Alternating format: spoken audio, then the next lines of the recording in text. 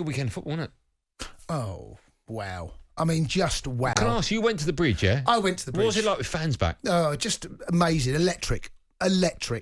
Even going to the ground. I know there was a couple of thousand fans towards the end of last season. Every club had their last home game of the season with fans there. Yeah. This was different gravy. Off the scale. Walking through, fans there. On the way to the ground, you could see the blue and white scarves. Football was back. Football was absolutely back this weekend. And I found it very emotional just going there, seeing fans, seeing families together, seeing people that hadn't seen one another for God knows how long, and just be sitting around there. And it was normal. That's the word. It's normal. Do you think we saw some amazing performances, which we'll talk about throughout the show, but things like Brentford beating Arsenal on the Friday. Do you think some results from the weekend are down to the fact that they've got the home crowd back? I mean, no doubt whatsoever that the fans being there helped, and all of the. I mean, say all the teams. I was at Chelsea, I didn't help Palace much, but yeah. By the way, they were dog. Well, we'll talk about them, but the Trevor Chalobah goal, where you've seen it, where as he has a touch out of his feet, the crowd shout "shoot." You could hear him say "shoot." Now I don't know whether they say it? Shoot. Do you know what they do with all the crowd? Shoot. And I don't know whether that made his mind up or what, but it might have done. And it paid the fans collectively all around the country, up and down the country. Welcome back. That's what I just said to fans whenever they saw me. I said, "Just welcome back because I've missed you." We're going to take calls on anything and everything from the weekend's football leagues, Premier League 08717223344. Have you seen anything from the weekend's football that's led you to believe that's the way this season's going to go? So, for argument's sake, we won't talk too much about too many teams. I want to talk about every team, but for argument's sake, from what I saw with Crystal Palace, from the fact they've got Patrick Vieira in charge. I wouldn't be surprised if they went down. And I know I've only seen them play once, but I just there's a lot of things that don't work there. Right. So knee-jerk reactions day one of the season is something that football fans do, and we do as the media as well. Yeah. But only from what I've seen so far, it's going to be a long season for Palace from what I've seen. Now, they could make signings. The transfer window is open. It's a tough gig to go away at Chelsea first game of the season. So he went there probably trying to contain, hoping to catch Chelsea on the counter. It never worked. From the very first whistle, Chelsea dominated possession. Palace looked off the pace. As soon as Chelsea went one up, you kind of knew that was the way the result was going to go. You didn't feel at any point that Palace were going to get back into it. So I think that they have got a very, very long season. Okay. From what else you've seen this weekend, have you made your mind up? Well, your team, United, look fantastic. Sharp, really sharp. They look fantastic. Out the blocks, really sharp. Again, but you kind of... Leeds are a tough nut to crack, but actually, United never really... That reminded me a lot of the last game we saw last season. Leeds so open, so easy to get through. United's movement, Greenwood, I mean, if there's a better youngster in European football, his age right now, I don't know who it is, but he reminded me a little bit of Giggs, a little bit of Van Persie. Yeah, that's what he totally get when that. He knocks that ball over his feet, the goal with his left foot that he scored as he goes through. See, I had a little exchange on Twitter. I don't use Gutter that much, but I did with Adam Catchell.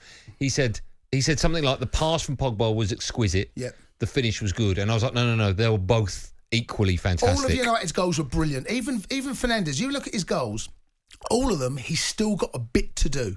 They weren't tap-ins. No. They weren't, The one from Fred's Lindelof was the easiest. Yeah, Fred walks onto his left foot. United look really, really good. Leeds. But that's Leeds, isn't it? Isn't that what we see with Leeds? Yeah. That they can go away and they can concede 5. They're like first game of the season last. But the difference was for United, I thought when it went 1-1, maybe last season we would have shut up shop. Possibly. But, the way that Leeds plays in United's hands. We saw the same game last season. It was 6-2, wasn't it? Do you know what I mean? That's right. So Leeds are going to play the same way. I noticed that he played the Welsh boy. Dan James. I think he played last season against Leeds as well. He right. did. So it's the same formula. It's gone back to it. And both managers got exactly what they both got out of the game last season as well. One manager sets up and he's not going to change. Ollie says, come on then. Yeah, you're going to do that to me? We'll rip you apart as a win. We'll take calls on that, of course we will. We'll take calls on everything. We're not going to be able to cover everything, but just ever so quickly, Spurs and City, what do you make of that? I thought Spurs were excellent. They played the same way. The last 3 games Man City have played, they've all played against sides. These are competitive games. They all have a similar way. Chelsea in the Champions League final. Defensively solid, catch you on the counter-attack. Leicester, defensively solid, try to catch you on the counter. And that's what Spurs did, and Spurs were brilliant. Man City will be all right. Will Man City be all right if they don't get a striker? Don't know. don't know, because even though they didn't play really with a striker last season, did they? No, they didn't. You know, Aguero's left, but he did. How much of an influence did he really have on that league title? I don't know how much. They got Jesus there. I still think City, but whether they're going to be good enough without a striker to win the title, because Liverpool look good, United look good, Chelsea look good. Okay, let's say it, Spurs look good. There's a lot of things that meant it's going to be tougher for City this year. Tougher. And just quickly, a word on Arsenal, then we'll go to a break, then we'll take calls. A word on Arsenal. Oh, my God. I mean, we all predicted it last week. We all felt this was going to be a tough game. Who's the Arsenal man? Is it Khalid? Khalid, the Arsenal fan. I'd love to hear from Khalid tonight. And Clobby. I'd love to hear from all the gang tonight, actually. But go on. Clobby was very angry last week. Yeah, I heard that. Very it's not angry good. now. I might take him to drive with me.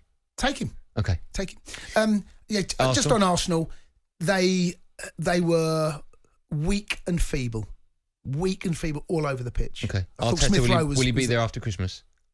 Not like that, he won't. No chance. Not if they play like that. No, absolutely no chance. What do you make of the rumours of Aubameyang possibly going to Chelsea? Yes, I saw that. Yeah. Coutinho? Barcelona. Yes, Barcelona swap with Coutinho going the other way. What a deal for Arsenal that would be if that can go through. Okay. We've got so much to talk about. And as always, there's one number to dial. Get involved. Pick up the phone. 08717 22 3344. 08717 22 3344. Just quickly in the first round of the snooker in the British Open, Rhiannon Evans 1-1 against Mark Allen, her former partner.